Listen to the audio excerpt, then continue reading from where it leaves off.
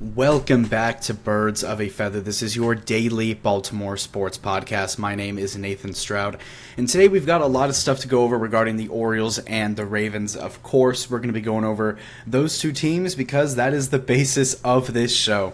But the Orioles game just ended about 15 minutes ago, and the Orioles went out there and got a series sweep over the Padres. They win the series 3-0. They win today's game 7-5, and the offense was incredible today. The pitching was a little bit shaky late in the game, but the Orioles win today 7-0, they win today 7-5, and they sweep the Padres 3-0 in this series with a day off tomorrow. So the Orioles have a day off tomorrow. They win this series 3-0. They sweep the Padres, man. Who would have thought? Who would have thought that we, the 2025 Baltimore Orioles, who would have thought that we were going to sweep the Padres on the road in San Diego, by the way. But we do have a day off tomorrow before we come back for a weekend series against the Dodgers in Baltimore. So that should be a lot of fun. Obviously, some star-studded talent over in LA with, Shohei Ohtani, Mookie Betts, Freddie Freeman, all those guys. So it's good. That should be a fun series this weekend. But today, the Orioles did win 7-5, obviously, as we said, and we kind of went out there with a punt lineup today. It really was just a punt lineup. No Basayo, no Gunner, no Beavers. It was kind of like Jackson Holiday, Colton Cowser, Emmanuel Rivera, Jeremiah Jackson. You know the vibe. So it was like those guys really for the most part. But it really was like a punt lineup today, and they ended up going out there, and we had a 7-0 lead at one point in this game. We hit back-to-back-to-back home runs off of Nestor Cortez. It was Colton Cowser to Kobe Mayo to Austin Jackson. It was the 7-8-9 hitters back-to-back-to-back off of Nestor Cortez. And then Jackson Holiday also had a leadoff home run in the top of the first inning to start this game. So from start to finish, it really was overall a great game. Cade Povich got into a little bit of trouble, gave up a home run and a couple more runs, gave up 4 runs in this game. Not a great start by him. The bullpen also gave up a run as well. It got close. We were a little bit close to blowing a 7-0 lead, but the Orioles were able to close the game and get through it and get the win. And also in this episode, we are going to be going over some Ravens updates today from their practice that they had today. Today is Wednesday. Obviously, the Ravens season officially begins on Sunday night, and the NFL's season officially begins tomorrow night with Eagles-Cowboys. So that should be a lot of fun. Obviously, today is one of the last practices of the week. I really wanted to get everyone, repped and ready to go. And Jair Alexander did return to practice today. He was a full participant in practice today, which was good to see from him. No, he wasn't a full participant. He was a limited participant, but he was in practice and was present, so that's good. Initially, from John Harbaugh, they said that they're going to see where he's at with his knee on Wednesday, and he ended up actually being at practice today and, going through reps and stuff like that. So that's good to see from Jair Alexander, and that is also a good sign for his status this Sunday. Also, we got some updates on Isaiah Likely, basically talking about how Isaiah Likely is expected not to play on Sunday. It's not 100% guaranteed he's not going to play, but for the most part, like a 99% chance at this point. We're not going to be seeing Isaiah Likely this Sunday, which is what we expected. I hope that he can come back in weeks, 2 or 3. And we're going to go over a little more, just Ravens updates from practice today a little bit later on in the episode. But some big news with Jair coming back, and just overall a great practice that they had today. A lot of people were, like Mark Andrews and Lamar Jackson specifically, were kind of just going over their mindset going into this season that we're going to talk about here in a little bit. But let's just go over this Orioles game. So going over this Orioles and Padres game, obviously the Orioles win 7-5 over the Padres, and they sweep the Padres 3-0, and they win the series 3-0 over the Padres. The Orioles won the first game 4-3, then won yesterday 6-2, and then won today 7-5. So an overall great win for the Orioles, a 64-76 record on the season.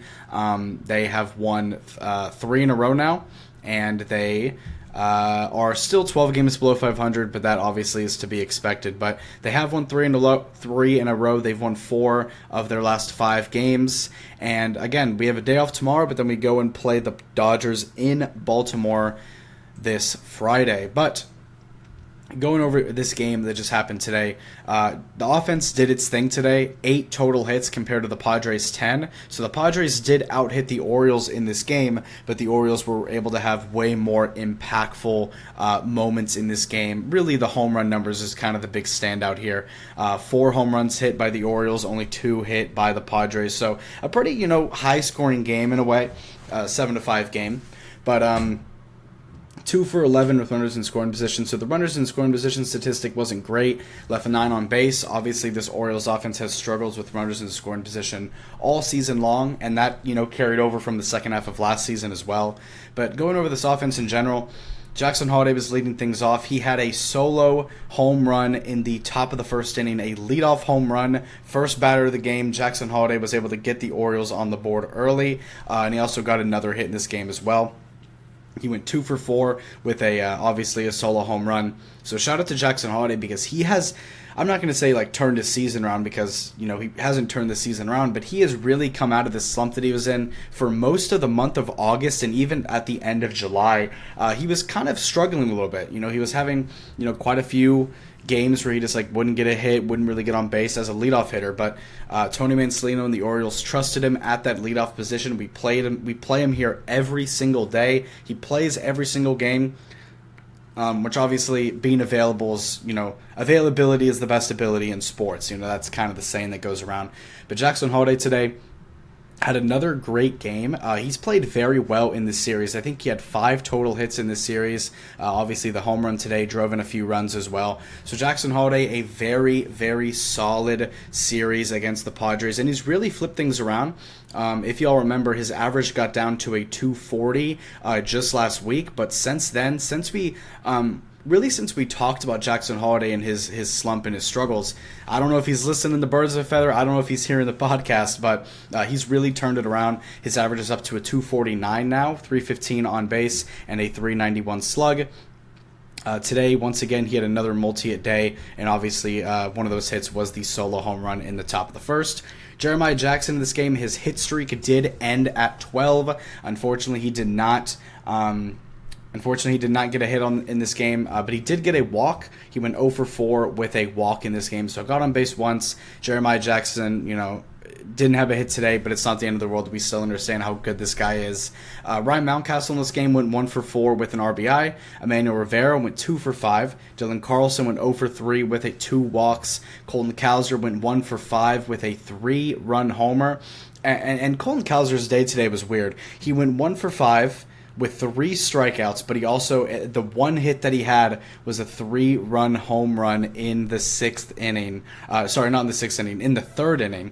3-run home run off of Nestor Cortez that started the back-to-back-to-back home run sequence in this game, because right after Colton Cowser hit that home run in the 3rd inning, Kobe Mayo hit a solo home run in the 3rd inning. Kobe Mayo today went 1 for 4 with obviously the solo home run, 1 for 4 with a walk and a solo home run. He literally was on the board in every single statistical category. Had a run, had a hit, had an RBI, had the home run, had a walk, and struck out as well. So very busy day for Kobe Mayo, but the solo home run after Colton Cowser was great.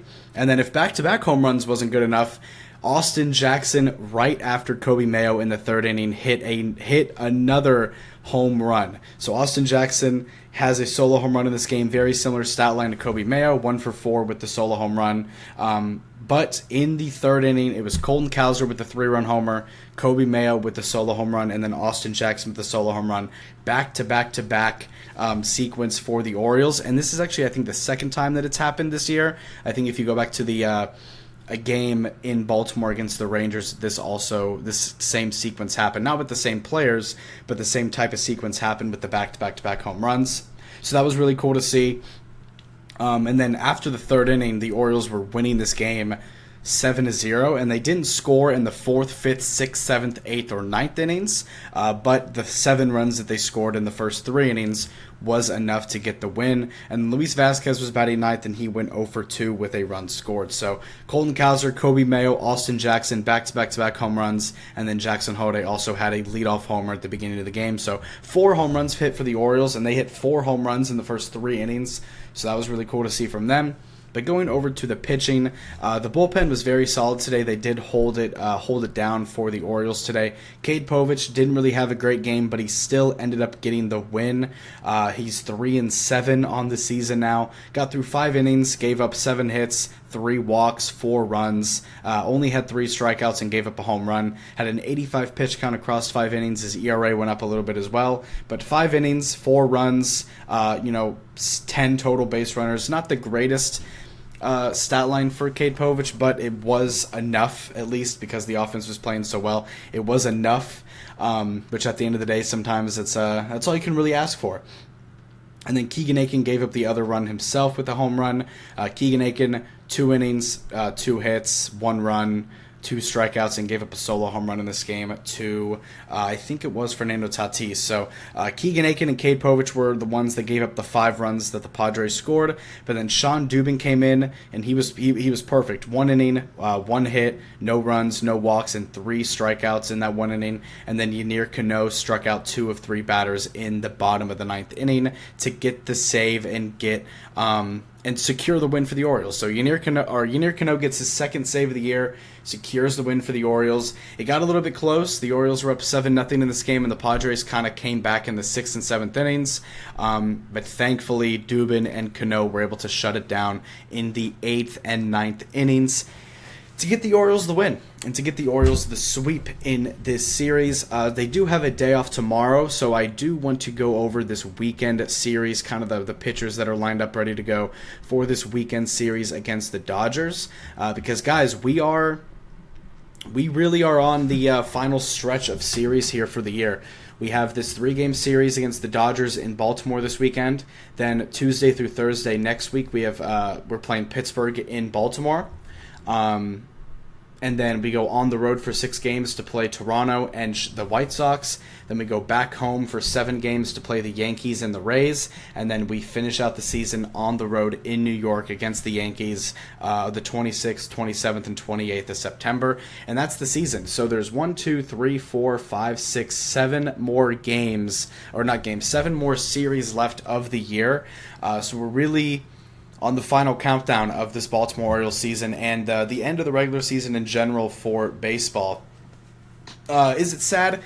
Yeah, it's sad, but at the end of the day, there's a lot of Orioles fans out there that will be very happy that the season is ending soon because it's been a pretty disastrous year, as we know. It's been a disastrous season. A lot has gone wrong. Ben McDonald on the broadcast a couple days ago was really kind of going into like what happened in this Orioles season, how it started off okay for the first couple of weeks, and then we got hit with injuries. Obviously, Gunnar started off the year hurt. Then the Colton Cowser injury happened. Then eventually the Jordan Westburg injury happened. Then, obviously, Grayson Rodriguez not being able to come back because he re-aggravated an injury. Then, Kyle Bradish still recovering from his Tommy John. Tyler Wells still recovering from his Tommy John. While at the same time, Charlie Morton was playing horrible. Tomoyuki Sagano at the beginning of the year, was like the only bright spot of the team because Dean Kramer wasn't playing good. Cade Povich wasn't playing good. Charlie Morton wasn't playing good. Like, it was horrible to start the year. And we were also losing some really heartbreaking games as well. And when you mix all that stuff together, it just leads to a disastrous start of a season. And then by the time that we had guys get back from injury like Jordan and Colton, by the time that Charlie Morton figured it out and started playing well, it was too late. And then obviously we ended up trading everyone at the trade deadline. And, I mean, here we are. We called up Basayo, called up Beavers, called up Jeremiah Jackson.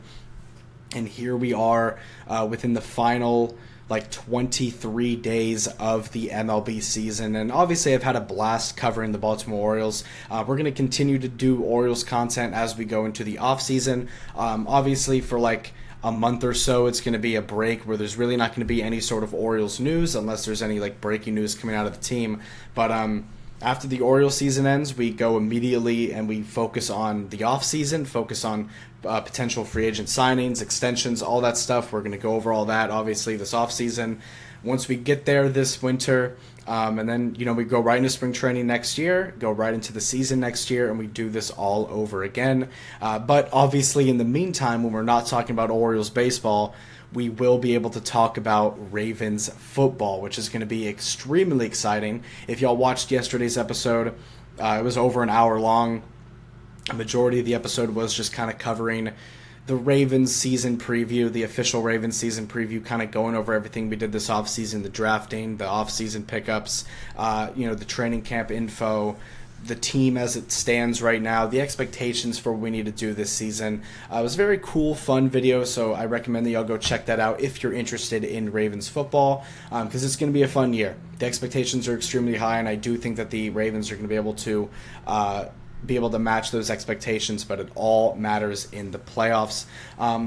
But enough about the Ravens right now. Going over to this 3-game series against the Dodgers this weekend, Friday, Saturday, Sunday. The first game is going to be Dean Kramer versus Tyler Glasnow. The second game, the game on Saturday, is going to be a lot of fun because this game on Saturday is going to actually be the 30th anniversary of the 21-31 Cal Ripken Jr. Like the streak. It's going to be the official anniversary of the 21-31 Cal Ripken Jr. event. There's going to be a lot of people there. There's going to be a lot of Orioles people there. The 21-31, the 30th anniversary of it. It's going to be a very big deal. Going to have a lot of former Orioles legends, out at the game. Cal's going to obviously be there. It's going to be a big celebration before the game. But for the actual game itself, it's going to be Trevor Rogers versus Yoshinobu Yamamoto. And Trevor Rogers and Yamamoto is obviously one of the better pitchers in baseball. I don't really know how he's been doing this season necessarily. So yeah, he's having a very solid year. 11-8, a 2.82 ERA, 167 strikeouts. Yamamoto's having a very good year. And Trevor Rogers, obviously, as we know, is having an amazing year as well. So that's going to be an incredible pitching matchup. And then on Sunday, we have a couple of old heads during the day game with Sagano and Clayton Kershaw. So Glasnow, Yamamoto, Kershaw for the Dodgers, and Kramer, Rogers, and Sagano for the Orioles. Obviously, all eyes are kind of set on that Saturday game. That's going to be a ton of fun to watch. It's going to be a very good game in general, and I'm super excited for that.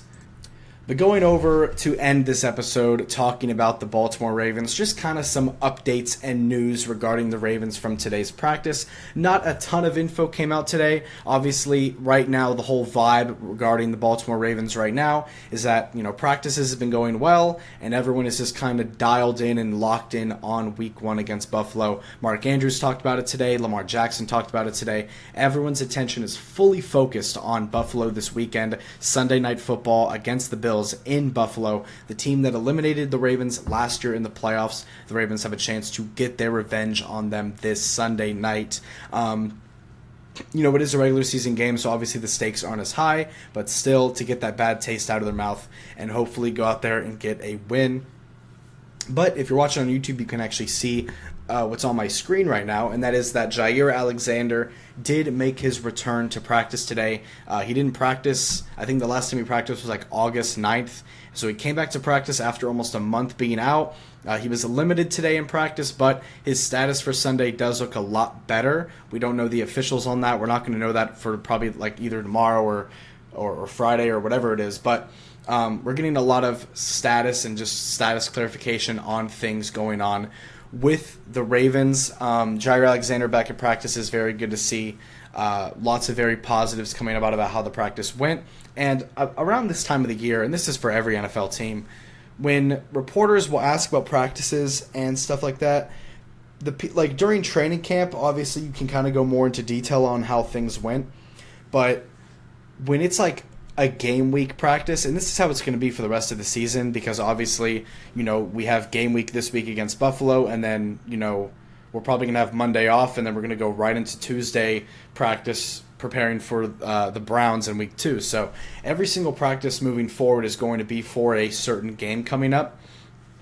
And I kind of touched on this the other episode the other day, but during training camp you can kind of go more into detail on practices, but when you're in a game week scenario, the coaches and the players aren't going to go into detail on certain practices because it's going to give away certain info about or it's going to give certain info away about the inside part of your team, and then people on the opposing team are going to be actively looking at things to take notes from. For example, there's probably people that work for the Buffalo Bills that have been kind of monitoring the Ravens, like injury reports and press releases and media interviews, and they're probably listening to all of that and relaying any sort of information they can back to the Bills to help them be more prepared for the game. And it's the exact same thing that the Ravens are doing when the Bills have their media reports and press conferences and all that stuff. And this is what every single team does. There's always people that will monitor what the opposing team is doing, so they have a better chance, not a better chance, but just having more info as much as they can to be more prepared for the game scenario for that week. So it's a very interesting thing. And some other stuff that did happen today during training camp. Obviously, you can see here is the injury report. Jair Alexander was limited. Daniel Falele was limited. Isaiah Likely was did not play, and Patrick Ricard was also did not play. So Ricard, I'm a little bit worried about. I'm hoping that Pat Ricard can be back as soon as possible because he is a very important part of this Ravens team as just an extra offensive lineman for how big he is. But Isaiah Likely, he's not going to play on Sunday. We all knew this, but hopefully he'll be back soon. And a lot of the things that John Harbaugh was saying about Isaiah Likely was that he is ahead of schedule, but he's probably not going to play this Sunday. But he is ahead of schedule, and that is good to hear. So hopefully he'll be back within the next couple of weeks. Like week 3 at the latest, because there's a reason why we didn't put him on IR. Like we expected him to be back sometime within the first 4 weeks. So hopefully that will be true here, over time as time goes on throughout the season. Recent, obviously going over the next couple of weeks. But Jair Alexander is probably going to be questionable for this game on Sunday. Hopefully he'll be available to play. Daniel Falele, I think it was just an illness, so this shouldn't be something we have to worry about. And then Pat Ricard and Jair Alexander are the two that I'm kind of focusing my attention on right now, because those are two guys that can make immediate impacts and make big impacts on week 1. So hopefully they'll be good to go. But the injury report could look a lot worse. I know there's a bunch of other teams out there that have longer injury reports than the Ravens do. But Isaiah Likely not playing. He'll be back hopefully soon over the next couple of weeks. Jair Alexander back at practice today, so that's good. And then Pat Ricard, hopefully he will be good to go as well for this game. And then hopefully Daniel Falele, just gets better from the illness, and I'm sure he'll be ready by Sunday. But some other stuff that was going on throughout training camp today, or not training camp, but going out throughout practice today, was that Roquan Smith was giving Jay Higgins a lot of praise.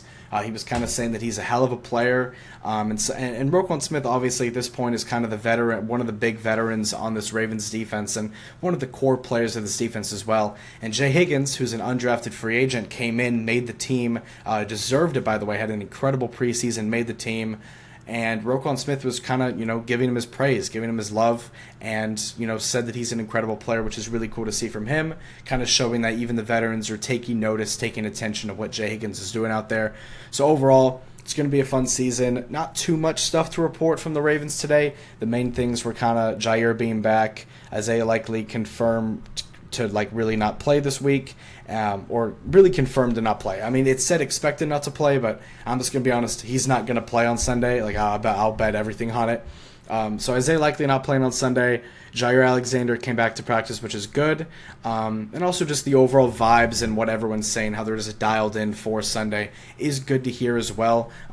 So it's almost that time, guys. It really is almost that time. But thank you guys so much for tuning into and listening to this episode of Birds of a Feather. If you like this content, make sure to subscribe on YouTube, follow up on Spotify, make sure to like the video on YouTube as well. Also, make sure to click the link in the bio of whatever platform that you're listening on. Make sure to follow the Twitter, make sure to follow the Instagram, make sure to give those a follow. I post updates on there all the time. Orioles get a big win today. They sweep the Padres. Did not expect to get a sweep over the Padres, but they went out there and did it, so that was really cool to see from them. Orioles have a day off tomorrow, back at it again this weekend against the Dodgers in Baltimore. And then Ravens practice, not too much coming out of Ravens practice. We covered it for the most part. We'll see what happens tomorrow regarding the Ravens, but tomorrow we are going to be going over some key players to watch for this game on Sunday. So tomorrow's episode is going to be Ravens related. We'll cover anything Orioles if anything big happens from now to then, but we are going to be going over some key players to watch for this weekend's game tomorrow, so make sure to be on the lookout for that. But I'll see you guys tomorrow. You have a great sales day. Go O's, go Ravens, and I'll see y'all later. Peace out.